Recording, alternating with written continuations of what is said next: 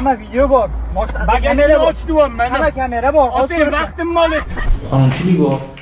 To'g'rimi? Belgilangan tartibda qonun doirasida ko'rib chiqsa bo'ladigan masala-da bu. Nega 102 telefon qilmadi? Shunday ichki ishlar xodimi kelardi, masalaga oydinlik kiritib, qonun doirasida chora ko'rilardi. Kuni kecha ijtimoiy tarmoqlarda shu-shuga aylangan holat yuzasidan ijtimoiy tarmoq faollari 2 nafar blogerlar Yashnobod tumani ichki ishlar organlarini faoliyatini moqlash boshqarmasiga olib kelingan va ular nisbatan qonuniy chora ko'rilmoqda. Siz borib vaziyatni to'liq o'rganmasdan, so'ramasdan, Toshkent shahar ichki ishlar bosh boshqarmasi yoki 102 ga xabar bermasdan haydovchini bir necha marotaba qo'lingiz bilan, oyog'ingiz bilan tepib jarohat yetkazasiz. O'sha inson hozir shifoxonada. 2024-yilda sizga nisbatan aynan mana shu bezorilik 277-moddasi bilan chora ko'rilgan, ya'ni ikkinchi qism bilan yana shu modda bo'yicha siz ko'chada hozir jamiyatda yurish-turish qoidasini qasddan buzib, shu O'zbekiston bir fuqarosini bir necha marotaba tana sohasiga urib tashladingiz. Nima sababdan? Shoshib noto'g'ri ish qilib qo'ydim, shuning uchun pushaymonman. Kechiringlar meni. Otam, onam biz O'zbekiston. Hammalar kechiringlar.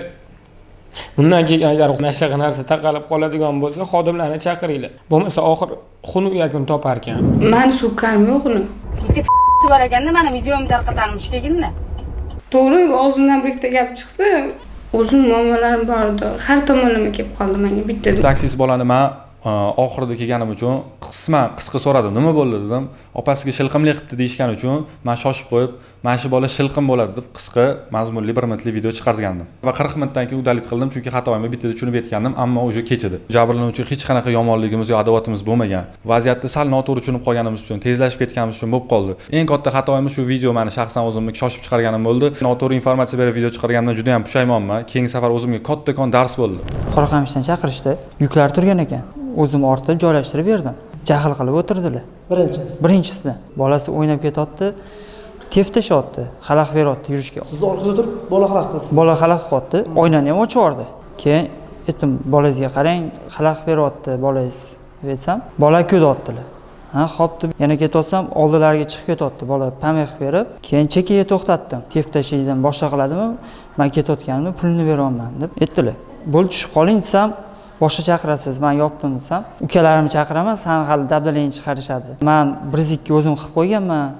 Ichki ishlar xodimiga o'zim xabar berganman deb aytdim. Keldi ukalari. Kelgandan keyin boshqa situatsiya meni zo'rlamoqchi bo'ldi. Basharami kamerasini olib kelib, videoga olib turdi. Har xil so'kinishlar bilan tuhmat qilishni boshladi. Bola kelib turib uryotibdi-da. Men o'tiribman mashinada. Ichki ishlar xodimi kelmaguncha tushmayman dedim mashinadan. Oxiri eshikni ochib tortmoqchi bo'ldi. Tushdim mashinadan oxiri. Nargisi ajratayotgandek bo'lib ushlab turibdi-da, unisi uryotibdi.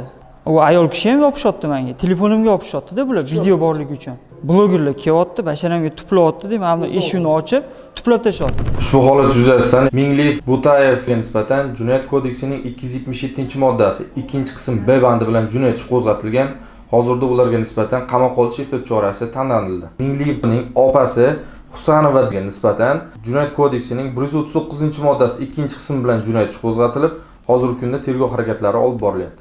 Tergov yakuniga ko'ra qonuniy qaror qabul qilinadi. Shahrimiz aholisi mehmonlaridan, ayrim ijtimoiy tarmoq faollaridan noto'g'ri talqindagi, noto'g'ri asoslanmagan ma'lumotlarni tarqatmaslikni so'rab qolamiz. Qonun ustuvor, jazo muqarrar.